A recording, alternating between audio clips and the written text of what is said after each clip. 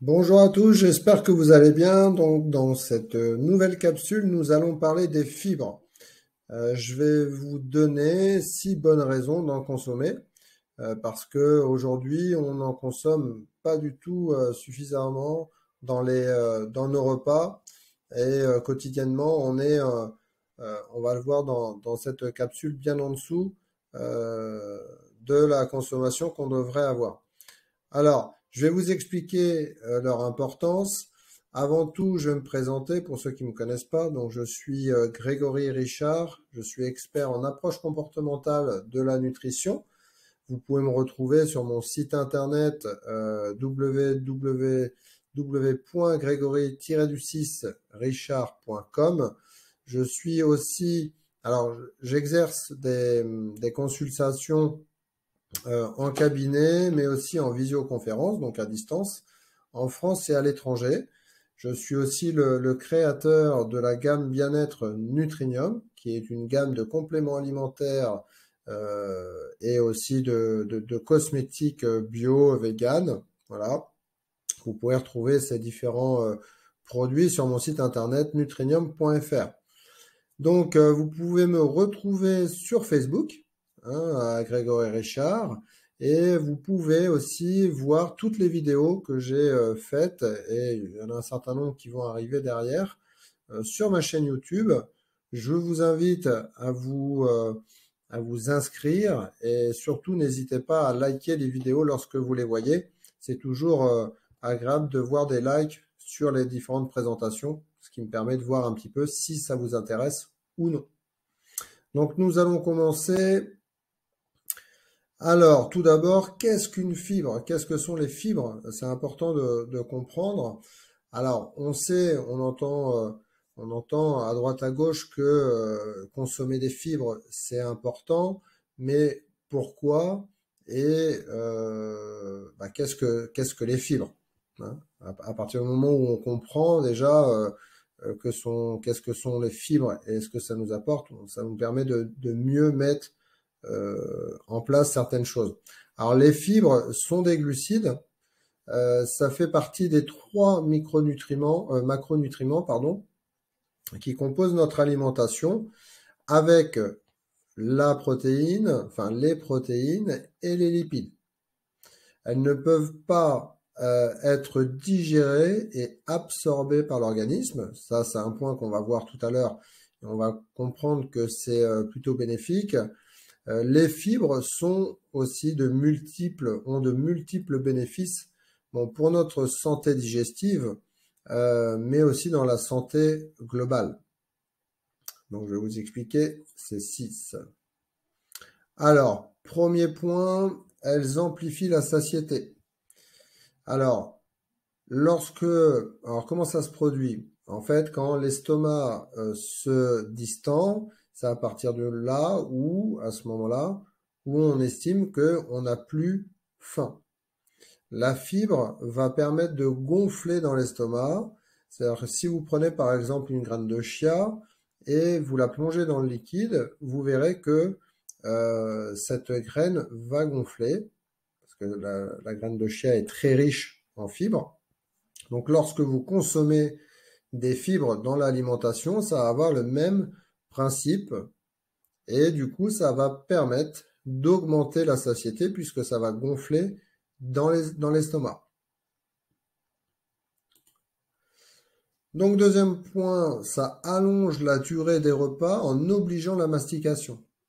Alors, plus vous allez avoir un aliment qui va être riche en fibres et plus vous allez mastiquer. Parce que les fibres sont de longues molécules, hein, ce que je vous ai mis dans le petit descriptif. Et donc, du coup, ça va demander à la bouche beaucoup plus d'efforts pour les réduire en petits morceaux. Par exemple, si vous prenez la pomme, eh bien, lorsque vous consommez une pomme qui est très riche en fibres, eh bien, vous allez beaucoup plus mastiquer que si vous prenez, par exemple, une compote de pommes. Et je vous ai pas mis l'exemple, mais forcément, vous comprenez bien que si vous buvez un jus, bah, c'est encore beaucoup plus rapide. Donc, c'est vraiment important quand vous avez la possibilité, encore une fois, de consommer des fruits ou des légumes entiers au lieu de les consommer en purée ou carrément en liquide. Donc ça allonge la durée des repas. Et vous allez comprendre aussi l'importance que ça a. Donc ça aide à la perte de poids parce que les fibres ne sont pas digérées. Donc vu qu'elles ne sont pas digérées, elles ne produisent pas, elles ne fournissent pas d'énergie. Et comme elles aident à ralentir nos prises alimentaires dans les repas, et bien du coup, ça va permettre à un organisme d'avoir les signaux de satiété qui vont se faire sentir beaucoup mieux. Hein, on va percevoir la satiété plus facilement puisqu'on prend le temps de manger. Parce que très souvent, on mange vite et du coup, on consomme plus en quantité et on va au-delà de la partie de rassasiement. Donc là, le fait d'avoir des fibres, ça ralentit et on va avoir moins faim quelque part. Donc, ça nous permet aussi d'avoir un meilleur contrôle sur la glycémie, puisque les fibres permettent de ralentir la digestion des glucides. Elles aident à répartir donc le temps. À partir du moment où on consomme, ça va permettre à la glycémie, si vous voulez, ça va permettre de lisser cette glycémie. Donc, plus on va avoir un aliment qui va avoir un indice glycémique bas, bah c'est bien. Par contre, le fait d'intégrer des fibres, ça permet justement de minimiser l'impact sur la glycémie. Je vous ai mis, pour éviter, le taux de sucre sanguin élevé, bah, à répartition sur des années, bah, c'est quand même avec plus d'impact, avec différentes choses à mettre en place, bah, cela peut augmenter le risque de développer du diabète de type 2 si on prend que des aliments avec un indice glycémique qui va être élevé. Le fait de consommer des fibres, ça permet de descendre.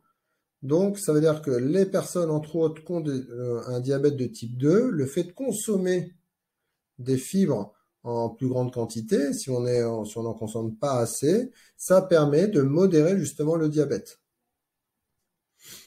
Donc, nous avons aussi, ça piège le cholestérol. Donc, pour empêcher justement son absorption. Alors, est-ce qu'on peut dire qu'il existe des pièges à cholestérol?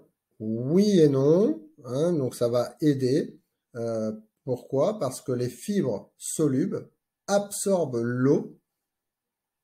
D'accord? Et créent lorsqu'elles absorbent de l'eau, ça crée un gel dans l'intestin. Et ce gel capte le mauvais cholestérol avant qu'il soit absorbé par l'organisme. Donc ça veut dire que si on augmente le taux, encore une fois, de fibres, eh bien, ça permet de... Alors attention, parce que ça va dépendre aussi des fibres. Ça va être les fibres solubles, comme je vous l'ai mis là. Hein. On peut retrouver des fibres solubles, entre autres, par exemple, dans l'avoine. On va voir par la suite qu'il y a d'autres fibres qui ont un autre impact. Et là, le fait de consommer des fibres solubles qu'on peut retrouver dans l'avoine, ça permet de créer donc ce gel-là et ce qui permet aussi donc de lutter contre le cholestérol. Donc après, eh bien, les fibres, ça régule le transit intestinal. Vous pouvez très bien avoir des problèmes de constipation ou de diarrhée. Vous avez la possibilité avec les fibres de régler ce désagrément. On entend souvent dire, vous voyez, si tu as la diarrhée, il ne faut pas manger de fibres. Eh bien, si, ça dépend. Hein, ou l'inverse, c'est-à-dire que si tu es constipé, ne consomme pas forcément des fibres. Voilà, vice-versa. Eh bien non, ça va dépendre des fibres qui vont être consommées. Par exemple, si vous avez, là je vous l'ai mis dans le descriptif, si le fait d'aller à la selle, bah, c'est rare ou c'est compliqué, le fait de consommer des fibres, donc insolubles, qu'on trouve majoritairement dans les produits céréaliers ou les graines entières, eh bien, ça va permettre, justement, ça augmente le volume des selles. Donc là, ça va favoriser, si vous voulez, le fait d'aller à la selle. Par contre, à l'inverse, si vous avez des problèmes, par exemple de diarrhée, eh bien, on va consommer des fibres solubles qui, elles, absorbent l'eau. Donc, ça va diminuer les diarrhées et c'est ce qu'on c'est ce qu'on peut prendre, par exemple, on le connaît assez bien, ça veut dire on va consommer des légumineuses, d'accord, qui permettent justement d'avoir ces fibres solubles. Donc, vous voyez que on peut, qu'on soit constipé ou qu'on ait une diarrhée, on peut régler ces désagréments avec la consommation de fibres. Alors, j'ai mis quelques questions-réponses que on me pose assez souvent dans les accompagnements, par exemple. Donc, sachez que pour la recommandation pour les femmes en termes de consommation de fibres par jour, c'est entre 20 à 50 grammes par jour, et que pour les hommes, on est sur une consommation de 30 à 50 grammes. Donc ça veut dire que si vous amenez, si vous voulez, suffisamment de légumes et de fruits avec des légumineuses à chaque repas, théoriquement, vous êtes dedans. Si vous ne consommez pas assez de fruits, de légumes et de légumineuses, par exemple, ben vous risquez d'être en dessous. Alors, où puis-je les trouver? Eh bien, comme je vous viens de le dire, dans les fruits, dans les légumes, les noix et les graines, les amandes. Les amandes sont très très riches en fibres. Les personnes, encore une fois, qui sont constipées, les amandes peuvent les aider. Tous les produits céréaliers, un grain entier, ainsi que les légumineuses, sont des très très bonnes sources de fibres. Donc, en résumé, quand on regarde une très grande partie des végétaux. Alors, comment on peut savoir sur les étiquettes si un aliment est riche ou non en fibres? Eh bien, on peut regarder le pourcentage de la valeur quotidienne. D'accord? Pourcentage vécu. Donc, c'est le pourcentage de valeur quotidienne en fibres. Donc, si c'est en dessous, alors ça, vous pouvez le trouver en général, c'est au niveau en dessous des glucides, quand c'est écrit, en dessous le sucre. Donc, lorsque vous voyez 5%, bah, c'est peu. Et lorsque vous voyez 15%, c'est beaucoup. Donc, déjà, ça permet d'avoir une première vue sur le pourcentage et est-ce qu'il y a suffisamment ou non de fibres. Donc, voilà cette petite capsule sur les fibres. N'hésitez pas à venir vers moi en privé, hein, sur Facebook, sur Messenger par exemple, ou m'envoyer un mail. Je me ferai un plaisir de vous répondre. N'hésitez pas à liker cette vidéo et à vous inscrire sur ma chaîne YouTube. Et je vous dis à très vite pour une prochaine vidéo. Bonne journée à vous.